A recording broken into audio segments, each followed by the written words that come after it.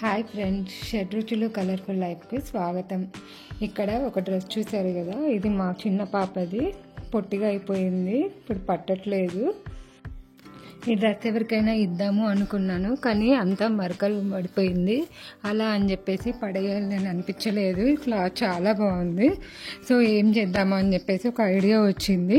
ఇక్కడ చూసారా ఎన్ని లేయర్స్ ఉన్నాయో. ఇక్కడ ఫస్ట్ వస్తే 1 లేయర్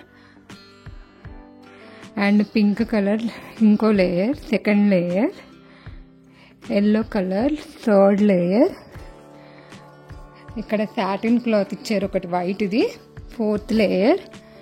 అండ్ లోపల ఒకటి నెట్టెడ్ వచ్చింది, 5th లేయర్.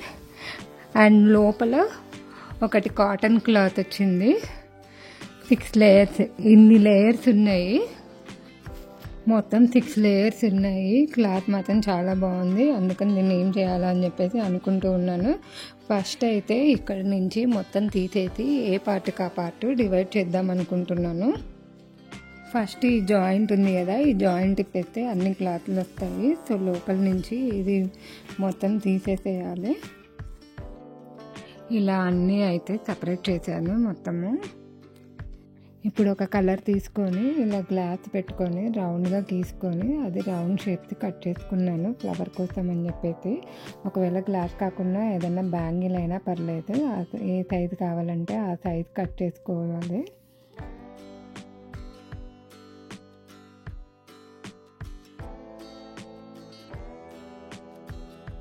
ఇలా అన్నీ కట్ చేసుకున్నాము. 2 కలర్స్ కట్ చేసుకొని పక్కకు పెట్టుకున్నాను. ఇప్పుడు క్యాండిల్ పెట్టుకొని చుట్టూరా ఇలా నేను వీడియోలో చూపెట్టినట్టుగా చేసుకోవాలి. అలా చేసుకుంటే ఏంటంటే మనకు ఫ్లవర్ షేప్, పెటల్స్ ఉంటాయి కదా, మంచి షేప్ వస్తుంది మనకి. తర్వాత ఈ గ్లాసుకి ఒక్కొక్కటి పెట్టుకుంటూ స్టిక్ చేసుకుంటూ వెళ్ళాలి.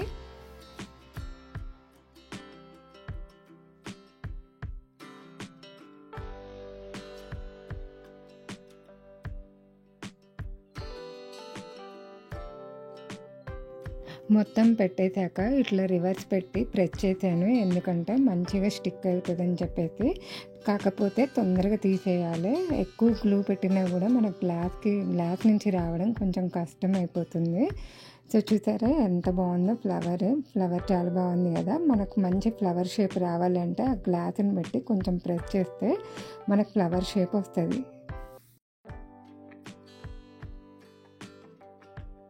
ఇలానే అన్ని ఫ్లవర్స్ డిఫరెంట్ కలర్స్తో చేసి పెట్టుకున్నాను.